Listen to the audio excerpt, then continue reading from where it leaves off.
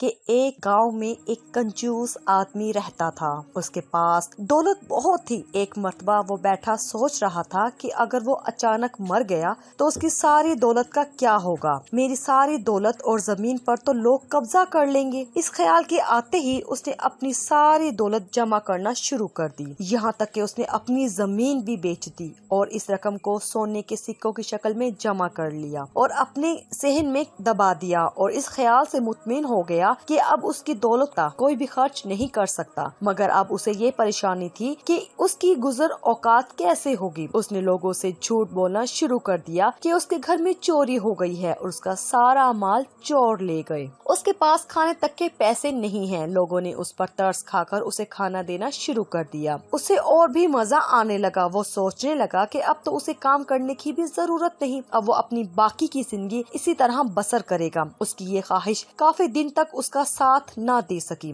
ایک دن اچانک بہت تیز بارش ہوئی اور گاؤں کے گھروں میں پانی جمع ہونے لگا۔ اس کنجوس آدمی کے گھر کے صحن میں بھی پانی جمع ہونے لگا تو اس نے اپنے صحن کی کھدائی شروع کر دی تاکہ وہ اپنے سونے کے سکوں کے گھڑے کو محفوظ کر سکے۔ مگر بارش اتنی تیز تھی کہ دیکھتے ہی دیکھتے پانی پورے صحن میں جمع ہو گیا۔ وہ اپنی جان بچا کر گھر کے اندر چلا گیا۔ جب بارش کم ہوئی تو وہ صحن میں آیا اور آ کر کیا دیکھتا ہے کہ جہاں اس نے وہ گھڑا دفن کیا تھا وہ اب کچھ بھی نہیں تھا۔ وہ روتا ہوا ادھر ادھر پھرتا رہا مگر اسے وہ گھڑا نہیں ملا۔ وہ تھک کر واپس گھر آ گیا۔ اتفاق سے اس کا سونے کا گھڑا پانی میں بہتا ہوا ایک کسان کے کھیت میں چلا گیا۔ کسان اس وقت کھیت میں کام کر رہا تھا۔ اس کی نظر جب گھڑے پر پڑی تو وہ بہت حیران ہوا اور پریشان بھی ہوا۔ شیطان نے اسے بہت بہکانے کی کوشش کی کہ تم یہ سارے سکے رکھ لو، کوئی بھی تمہیں نہیں دیکھ رہا، مگر کسان دل میں یہی سوچ رہا تھا کہ کوئی بھی نہیں دیکھے مگر میرا اللہ مجھے دیکھ رہا ہے۔ اس نے گاؤں میں آ کر اعلان کیا کہ یہ گھڑا جس کا بھی ہو